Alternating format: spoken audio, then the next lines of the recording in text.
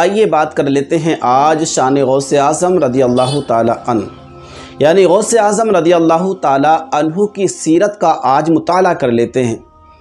حضرت سیدنا غوث اعظم رحمۃ اللہ تعالی علیہ خود بیان فرماتے ہیں، غنیۃ الطالبین میں آپ نے یہ واقعہ بھی لکھا ہے۔ آپ خود بیان فرماتے ہیں کہ جب میں 10 برس کی عمر میں تھا اور مکتب میں، اپنے علاقے کے مکتب میں جب میں پڑھنے کے لیے جایا کرتا تھا، اس وقت اللہ تبارک و تعالیٰ کے فضل و کرم سے میرے چاروں طرف، آگے پیچھے، دائیں بائیں، یعنی چاروں طرف اللہ تعالیٰ نے فرشتوں کو مقرر کر رکھا تھا،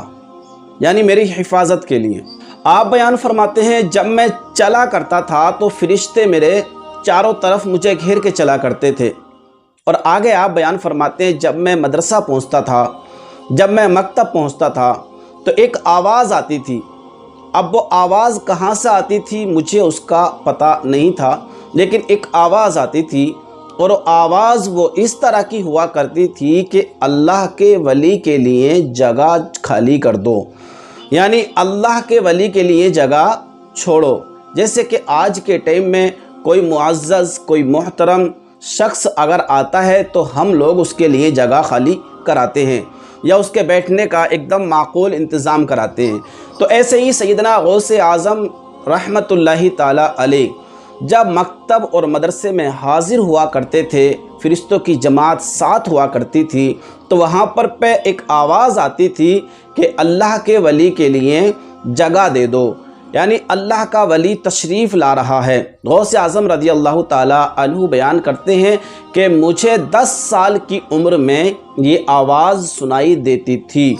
اس کے بعد آپ بیان فرماتے ہیں کہ انہی میں سے میں نے ایک شخص کو دیکھا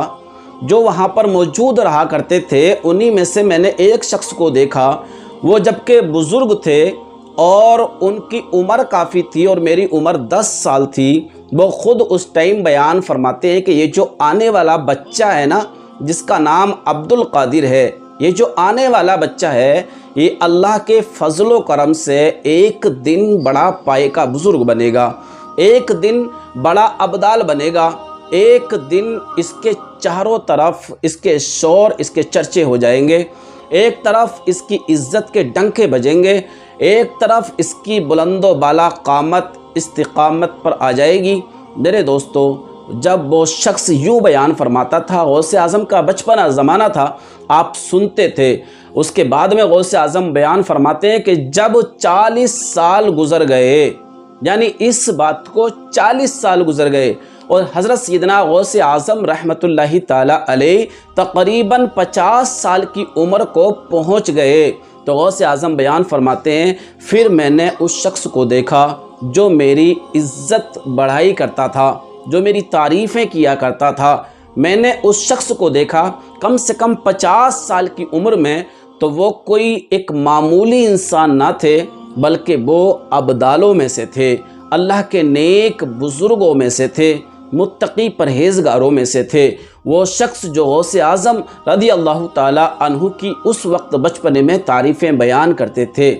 تو میرے ناظرین اور میرے دوستو، یہ ہے سیرت غوث اعظم، یہ ہے شان غوث اعظم۔ میں کوشش کر رہا ہوں کہ زیادہ سے زیادہ میں غوث اعظم کی سیرت اس 11ویں کے متبرک اور مقدس مہینے میں آپ لوگوں کی سماعت کے حوالے کر دوں، اور جتنا مجھ سے ہو سکے گا اتنا میں انشاءاللہ شان غوث اعظم اور سیرت غوث اعظم بیان کرنے کی میں انشاءاللہ کوشش کر رہا ہوں۔ اللہ تعالی ہمارا سننا اور اس پر عمل کرنا اللہ تعالیٰ اپنی بارگاہ میں قبول فرمائے۔ اللہ تبارک و تعالیٰ کی بارگاہ عالیہ میں دعا ہے تمام میرے ناظرین کو زمینی اور آسمانی بلاؤں سے اللہ حفاظت فرمائے۔ دوستو، میری ویڈیو کو ضرور شیئر کریے۔ اللہ حافظ۔